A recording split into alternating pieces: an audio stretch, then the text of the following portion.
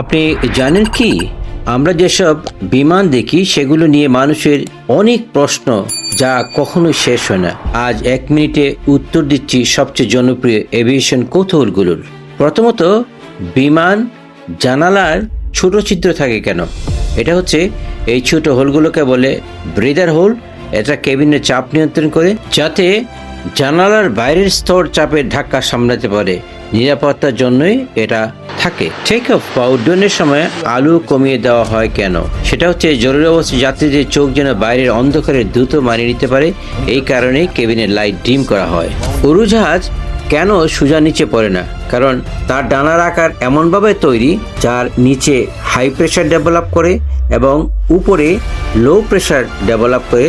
যখন ইঞ্জিন এই এয়ারক্রাফটটাকে সামনে দিকে ধাক্কা দেয় এবং বাতাসের মাঝ দিয়ে চলাচল করে, এটাই বিমানকে আকাশে ধরে রাখে। পাইলটরা কি আকাশে সত্যি ঘুমায়? হ্যাঁ, দীর্ঘ ফ্লাইটে কন্ট্রোল রেস্ট অনুমোদিত।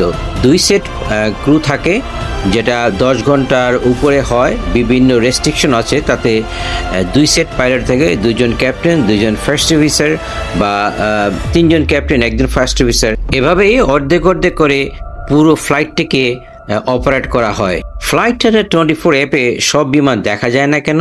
কারণ কিছু ফ্লাইট এডিএসবি শেয়ার করে না, বিশেষ করে সামরিক, ভিআইপি বা প্রাইভেট জেট। আবার কিছু অঞ্চলে কভারেজ সীমিত। এভিয়েশন নিয়ে আপনার কোনো কৌতূহল আছে? কমেন্টে লিখুন, পরের ভিডিওতে সেটাই উত্তর দেব।